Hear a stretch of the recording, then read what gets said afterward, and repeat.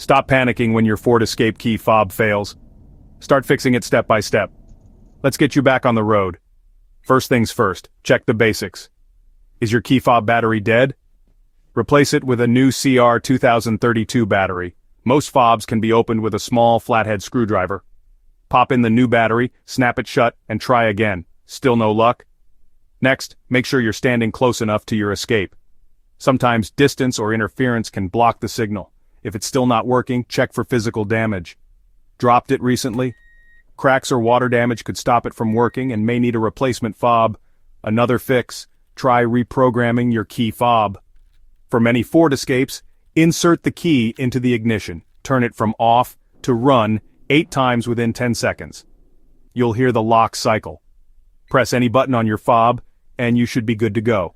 If all else fails, your fob might be completely unpaired, or there could be an issue with your car's receiver. At this point, it's best to visit your local Ford dealer or an automotive locksmith. Don't stress. A non-working key fob doesn't have to ruin your day. With these steps, you'll likely have your Ford Escape back in action in no time.